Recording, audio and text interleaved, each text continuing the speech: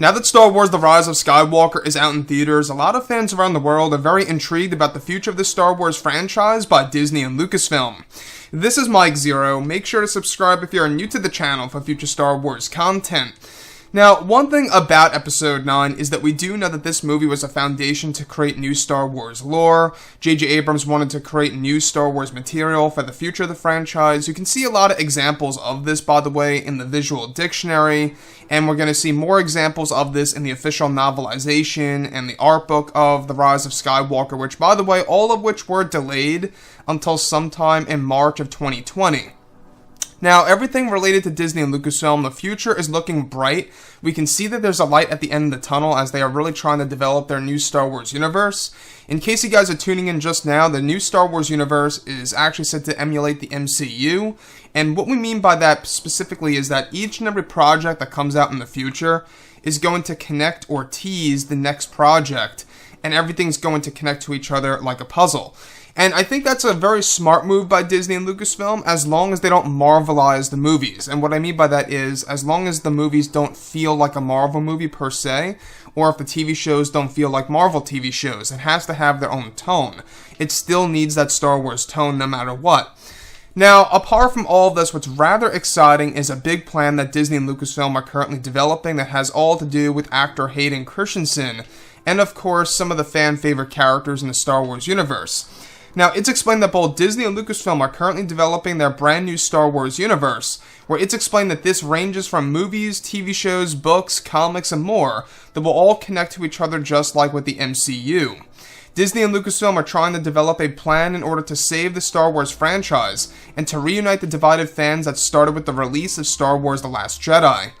It's said that currently Disney and Lucasfilm are focused on the upcoming Obi-Wan Kenobi TV series, and that they are planning to bring back actor Hayden Christensen for a role in the film as Anakin Skywalker, in the form of flashbacks that will begin filming sometime this July of 2020, and that they are looking to emulate the world of Mustafar again to have Hayden Christensen as Anakin Skywalker.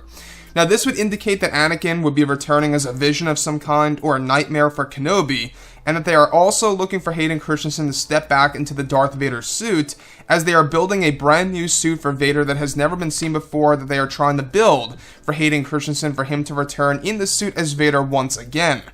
Now, this is Disney's attempt to make the fans satisfied with the future of the franchise and where everything is going to go for the future, where additionally it's noted that Disney is developing an untitled project that will also involve Hayden Christensen. However, it's unclear as to if this Disney Plus project will be in animated form or in live action form, apart from the Kenobi TV series.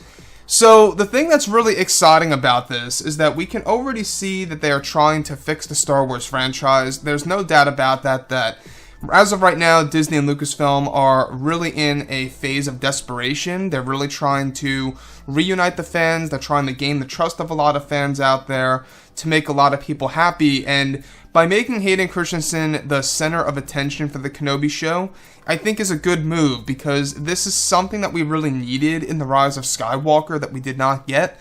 Yes, Hayden filmed some scenes as Anakin, but they only reduced him down to a disembodied Force Ghost voice, to which a lot of people honestly couldn't really understand Hayden at first. They really had to listen very closely, because Hayden has aged and his voice is a bit lower, so you have to kind of like really pick out Hayden's voice on certain, words. You can definitely tell it's him.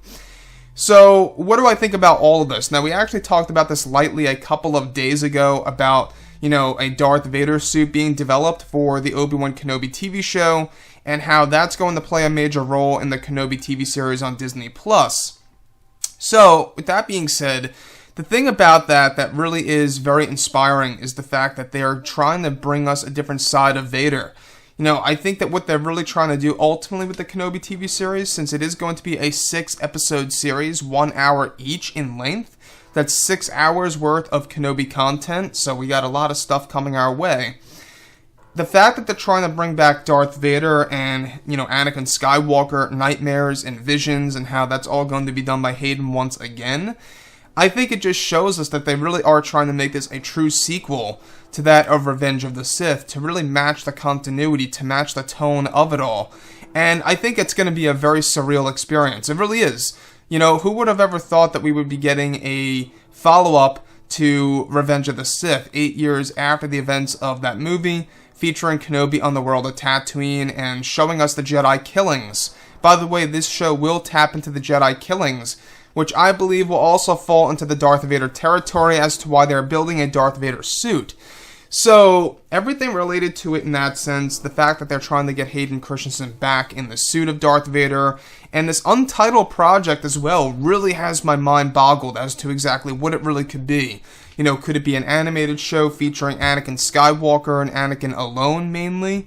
Or is it something to do with live action once again, for all we know?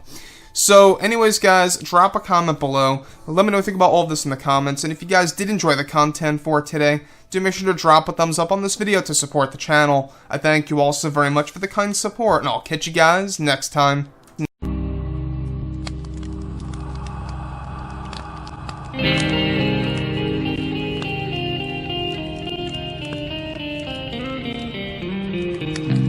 Gun in hand, we are alone again. No, I'm not the one from night.